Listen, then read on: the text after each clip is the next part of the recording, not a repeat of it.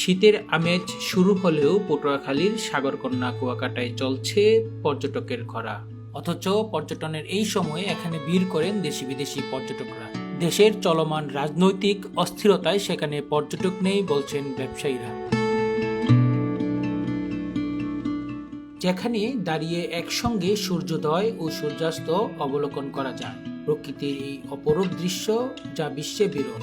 পদ্মা সেতু চালুর পরই বড় পরিবর্তন আসে কুয়াকাটার পর্যটনে। গেল করোনার লোকসান কাটিয়ে পুষিয়ে উঠতে শুরু করেন ব্যবসায়ীরা। কিন্তু টানা হরতাল, অবরোধের মতো রাজনৈতিক কর্মসূচির সঙ্গে নাশকতার সংখ্যায় আবারও পর্যটন শূন্য হয়ে পড়েছে কুয়াকাটা। টুরিস্ট পর্যটক এরা আসতে চায় না জীবনে ঝুঁকি নিয়ে, কারণ সামনে নির্বাচন এবং অবরোধের জন্যই মেইন হয়েছে অবরোধটা। এই অবরোধটার কারণে জীবনে ঝুঁকি নিয়ে ফ্যামিলিভাবে ব্যাচেলারভাবে কেউ অনেকেই আসতে চায় না। বর্তমানে আমাদের সিজন, এই সিজনটাই কিন্তু আপনার এলোমেলো হয়ে গেছে অবরোধের কারণে। এখনই লোকজন নাই, এখনই কোনো লোকজন নাই, শুধু আমরা ছাড়া দিই। আমরা হলুদ সব জার্সি পরা, দেখেন সব ইউনিফর্ম পরা, কোনো লোকজন নাই।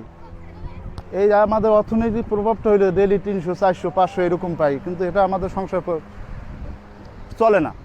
এখন তো মৌসুম, আমাদের যে এর আগে অনেক মেলা পর্যটক ছিল, আমাদের ব্যবসা বাণিজ্য, গাড়ি ঘোড়া, ভ্যান চালক সবাই অনেক ইনকাম করতে পারতো। এখন সামনে নির্বাচন, যে মহাসড়ক আপনার যে হরতাল দিতেছে, এজন্য অনেক পর্যটক কম আসে, সেরকমের ভাড়া মারতে পারি না, সেরকম ইনকাম আগে দেখা গেছে দৈনিক 1000, 1500, 2000 টাকা হতো, এখন 400, 500 এরকমের হয় আমাদের। এরকমের সবাই এখন ব্যবসা বাণিজ্য অনেক কম। তো এটা আমাদের এখন বর্তমানে সিজন, মৌসুম, এই সময় ট্যুরিস্ট অনেক কম, ঠিক আছে। কুয়াকাটায় ইনশাল্লাহ বেচা কিনাও কম, আমাদের যেটা নিয়ে আমরা ঘাটি, কিন্তু পর্যটন না আসলে আমাদের সব কিছুই আমাদের খুব কষ্ট হইতে আছে। কিন্তু গাড়ি গুড়ি যানবাহন না চলা পর্যন্ত যারা একটু এই মোটরসাইকেল নিয়ে আসে, এবং যারা ওই বরিশালের এই পাশের হইতে কিছু লোক আসে, কিন্তু অনেক দূর থেকে লোক আসে না।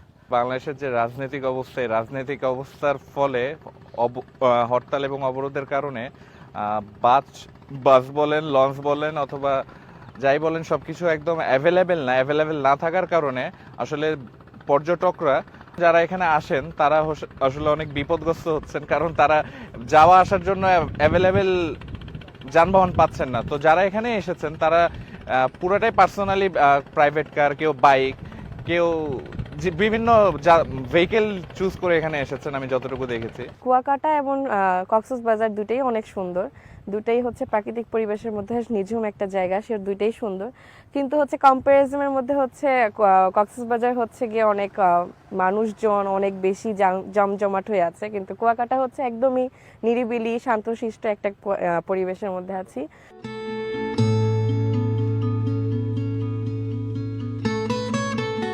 ব্যবসায়ীরা জানান, নভেম্বর থেকে শুরু করে জানুয়ারি পর্যন্ত কুয়াকাটা পর্যটন ব্যবসায়ীদের ভরা মৌসুম। প্রতি বছর এই সময়ে পর্যটকদের পদচারণায় মুখর থাকে কুয়াকাটার বাইপাস থেকে মহাসড়ক। কিন্তু বর্তমানে চিত্র পুরোটাই ভিন্ন।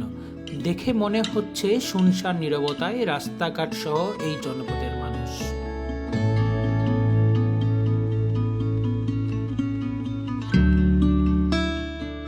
ইসমাইল সিরাজি, প্রতিদিনের সংবাদ।